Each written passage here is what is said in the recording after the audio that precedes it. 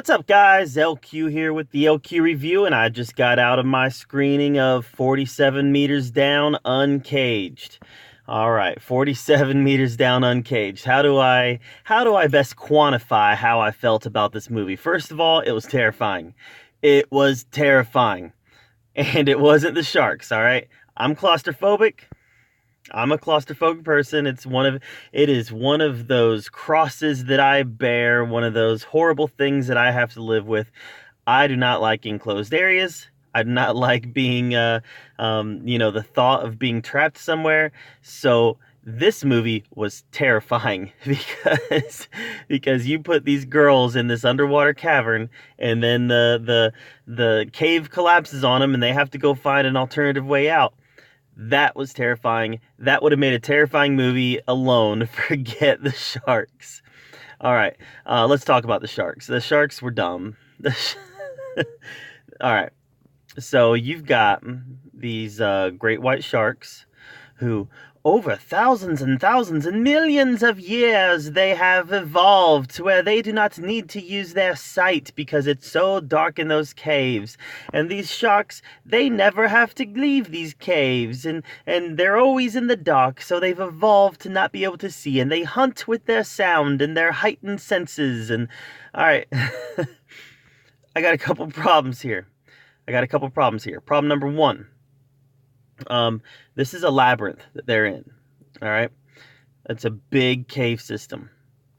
Everywhere these girls turn, they're bumping into one of these blind great white sharks. Literally everywhere they turn. There's no other food source down there. Yeah, there's some fish, and there's a couple times in the movie where they run into these translucent fish. But those little fish aren't gonna, be a food supply that can sustain a big population of great white sharks. Great white sharks need seals, they need sea lions, they need, dolphins or what have you. They need large aquatic prey to eat, and there was nothing else large aquatic in those caves. So the thought that these sharks could evolve over millions of years. No, man. No. These sharks would have died out quickly because there's no food source in those caves to sustain them. All right, it's just the reality of it.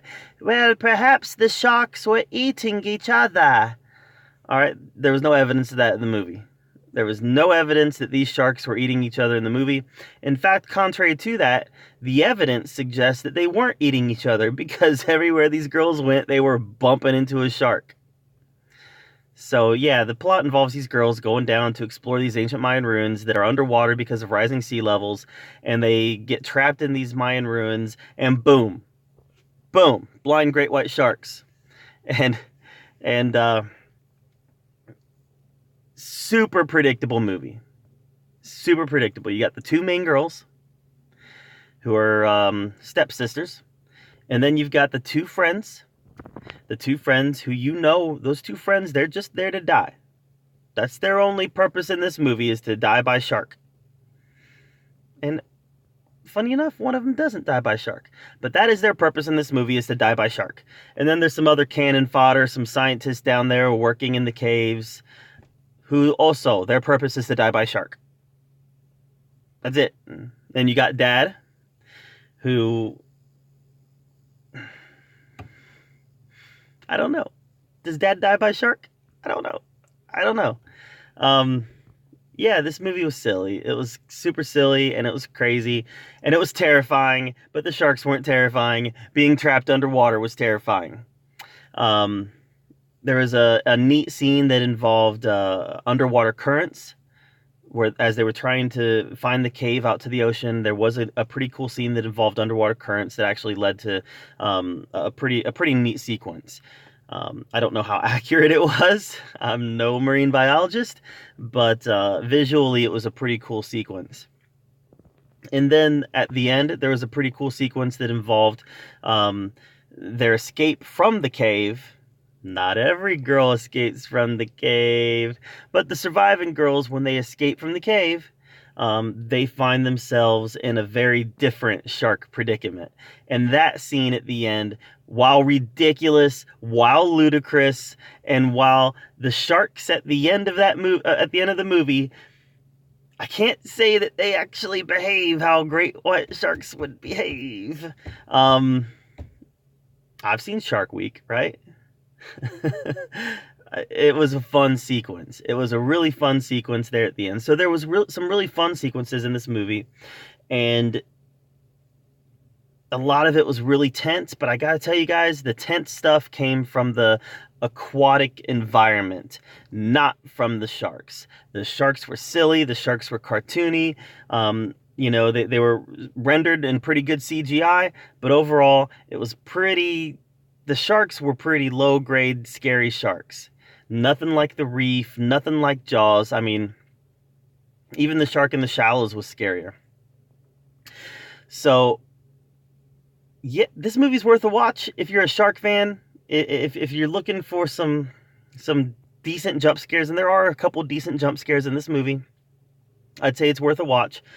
But super predictable, very predictable. Oh, and there's a cut. You can tell that this movie was first going to be rated R, because there's a couple scenes in the movie where an actor drops an F-bomb, but they don't say the F word.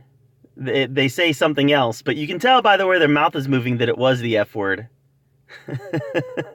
So they came back in post and edited out the swear words that were deemed too much for PG-13, and changed the dialogue some. So that kind of took me out of it a little bit when that happened. That only happened 2 or 3 times, but it was obvious when it happened. But overall, it was a fun little movie. I found it absolutely terrifying because of my claustrophobia, but if you're not claustrophobic, you're not going to probably get a whole lot of thrill out of this movie, save for a couple jump scares. Overall, I'm going to give 47 Meters Down Uncaged a C, and that's probably being generous. That's probably being generous, just because I was at the edge of my seat for a lot of the movie, simply because of my subjective viewpoint on the comfortability of watching this movie. So I'll give it a C. Let me know what you thought of 47 Meters Down Uncaged in the comments down below. I'd love to hear your take on it.